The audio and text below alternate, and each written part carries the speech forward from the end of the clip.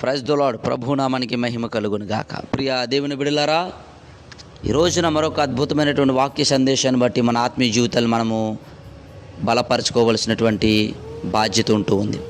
చూడండి, మనము నీతిగా, యథార్థంగా, భక్తిగా, విశ్వాసంగా బ్రతుకుతున్నప్పుడు ఈ యొక్క నీతిని, భక్తిని, యథార్థతను ఓర్వని అపవాదుడు కొంతమంది ప్రజలని మనపైకి పంపించి మన హృదయాలు గాయపరిచే విధంగా, మన జీవితాలు గాయపరిచే విధంగా, మన ప్రయత్నాలు ఏమాత్రం కూడా ఫలించకుండా మన యొక్క జీవితాల్లో భయంకరమైనటువంటి నష్టాన్ని కొని తెచ్చే విధంగా అపవాదుడు కొంతమంది మనుషులను ఎన్నుకుని మనపైకి పంపిస్తూ ఉంటాడు.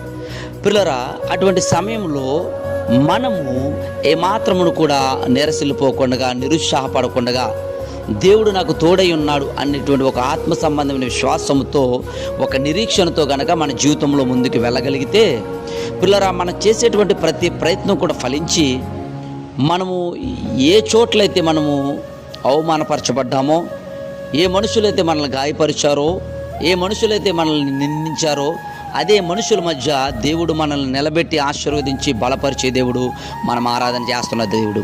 పరిశుద్ధ గ్రంథంలో పిల్లరా, ఆదికాండము 39వ అధ్యాయంలో మనం పరిశీలన చేస్తే యోసేపు అనేటువంటి ఒక భక్తుడు మనకి కనబడుతూ ఉంటాడు.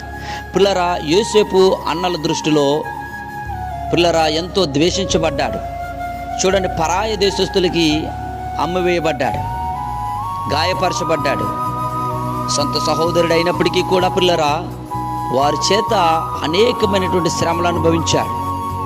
ఏమండి, అతని యొక్క పరిస్థితిని కనుక మనం పరిశీలన చేసినట్లయితే పిల్లరా, అతని జీవితంలో ఎన్నెన్నో భయంకరమైనటువంటి పరిస్థితులు అనుభవించాడు. యవ్వన ప్రాయంలో తండ్రి ప్రేమకు దూరమయ్యాడు, తల్లి ప్రేమకు దూరమయ్యాడు, అన్నదమ్ముల ప్రేమకు దూరమయ్యాడు, తన దేశానికి దూరం అయిపోయాడు. పిల్లరా, ఎక్కడో పరాయ దేశంలో పిల్లరా రాజు యొక్క ఆ గృహంలో నివాసం చేస్తున్నాడు. కానీ దేవుని యొక్క మహాకృప యెహోవా యోసేపుకి తోడై ఉన్నందున అతడు ఆ యొక్క దేశంలో వర్ధిల్లాడు. హల్లెలూయా. అతను చేసినటువంటి ప్రతి పని ఫలించింది. రాజు యొక్క దృష్టికి అతడు అద్భుతమైనటువంటి దయ పొందుకున్నవాడై ఆ దేశంలో అద్భుతమైనటువంటి స్థానాన్ని పొందుకున్నాడు. పిల్లరా, ఈ మాటలను బట్టి నీ నా ఆత్మీయ జీవితాన్ని బలపరచుకోవలసినటువంటి బాధ్యత మనపై ఉంది.